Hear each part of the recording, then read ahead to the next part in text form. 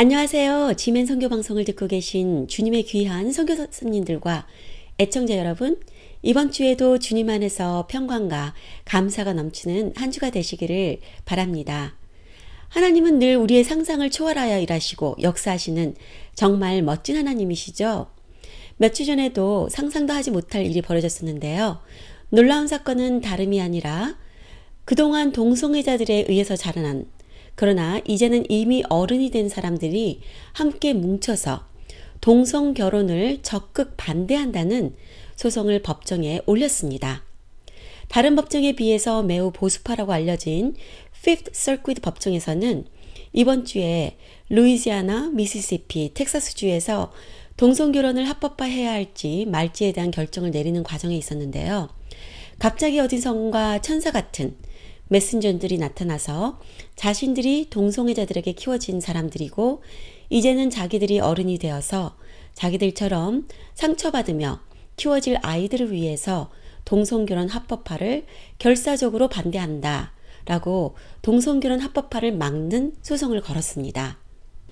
소송을 건 이들은 이구 동성으로 말하기를 동성결혼이든 동성애의 성향을 법적으로 정상이라고 합법화하는 것은 앞으로 말로 할 수 없이 수많은 어린이들로 하여금 성학대와 정신적 학대를 받을 수 있는 문을 활짝 열어주는 것이라고 이야기하면서요.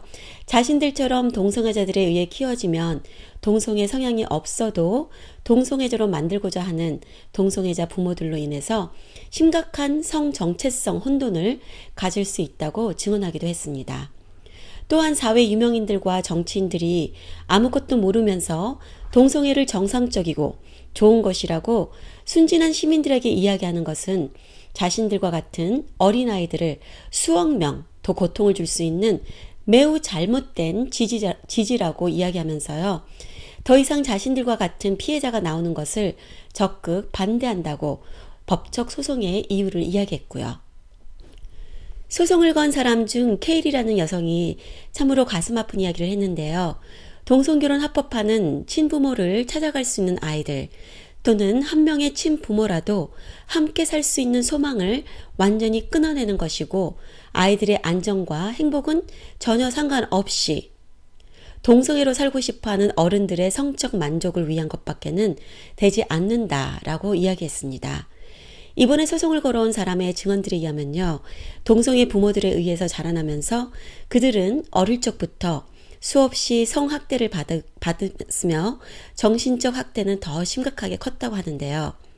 또한 자신들에게 동성애만 정상적이고 가장 좋은 라이프 스타일이라고 세뇌 교육까지 계속 받게 됐고요. 그런 교육을 제대로 받지 않을 경우에는 매우 아프고 고통스럽게 혼이 났다고 합니다. 또한 그들은 다음과 같은 세뇌 교육도 늘 받아야 했다고 증언하는데요. 이렇다고 합니다. 썸 유대인들과 대부분의 크리스천들은 모두 바보 같은 사람들이다. 크리스천들은 동성애자들을 미워하며 매우 폭력적인 사람들이니까 크리스천들을 조심하라 라고요. 케이리 파우스트에 의하면요. 대부분의 동성애자들에 의해서 키워지는 아이들은 매우 소심한 성격이 될 수 있다고 하는데요. 그 이유 중 몇 가지는 아이들이 계속 육체적으로, 정신적으로 성적인 학대들을 받을 뿐만 아니라 어릴 적부터 동성애를 우월하게 배워오면서 그들의 성장 과정에서 현실과 다른 이질감 속에서 헤어나오기 힘든 감정들을 감수하기가 힘들어지기 때문이라고 합니다. 특별히 자신을 키우고 가르쳐준 부모들에 대해서 알 수 없는 집착 같은 심리적인 이유들도 있고요. 케이리는 또한 동성애자들에 의해서 키워진 다른 사람들이 왜 자신들과 같이 증언을 하러 나오지 못하는지도 알려줬었는데요. 그 이유는 동성 커플에 의해서 자란 자녀들은 자신들이 속한 동성애자들 사회에서 자신들이 편협적이고 미움이 가득한 사람들이라는 레이블을 다는 것을 가장 두려워하기 때문이다 라고 말하였습니다. 그렇게 어릴 적부터 세뇌 교육을 받았으니까요. 따라서 어쩔 수 없이 동성애의 삶이 잘못된 것임을 알아도 눈을 감고 입을 다물게 된다고 합니다. 또한 케이리 케이티 파스트의 얘기에 의하면요.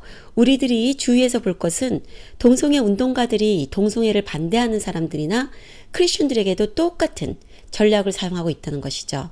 크리스천들을 편협적이고 미움이 가득한 종교로 레벨을 붙이면서 나오는 것이 매우 파워풀하게 사람들의 입을 막는 데 사용되고 있다라고 또한 기뜸해 주었습니다. 지금 자신들이 이렇게 퍼블릭에 나와서 동성 커플들의 실체를 알리게 되는 것은 다 함께 똘똘 뭉치게 되어서 좀 더 용기를 낼 수 있었다고 합니다. 그들은 지금 동성애 운동가 팀들로부터 수많은 협박과 악한 별명들을 다 받기 시작했다고 전해주기도 했습니다. 한마디로 이번에 동성결혼 합법화를 반대하고 나온 이 사람들은 사실상 자신들이 가지고 있는 모든 것을 다 잃어버릴 수 있는 수많은 두려움을 감수하면서까지 나온 사람들이죠. 정말로 용기 있는 사람들인 것입니다. 사실상 그들이 눈 감고 침묵을 지켜도 아무도 모르고 또한 그들을 탓할 사람들도 없었겠지만요.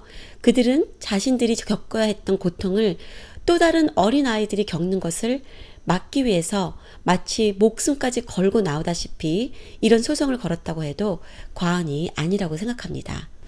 지금 이들은요, 동성애 운동단체들로부터 친동성애 정치인들로부터 매우 많은 협박 아닌 협박과 어려움들을 겪고 있는데요. 이 용감한 사람들을 격려해 주시고요. 또한 위에서 기도해 주시기 바랍니다.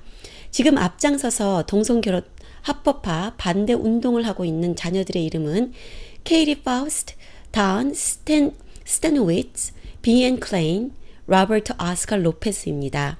이들은 진정 다음 세대를 사랑하고 아끼는 사람들이고요. 앞에 비겁하게 침묵을 하는 사람들이 아니라 진리 위에 서서 진리를 실천하는 훌륭한 사람들인 것이죠.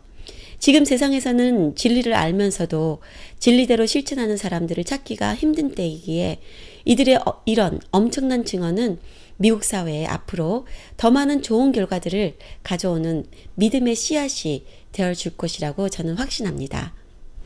왜냐하면요, 캘리포니아나 뉴욕과 같은 대도시에서는 점점 더 깊이 소돔과 고모라의 길을 또한 하나님을 미워하고 하나님을 대적하는 반역의 길을 가고 있기 때문입니다.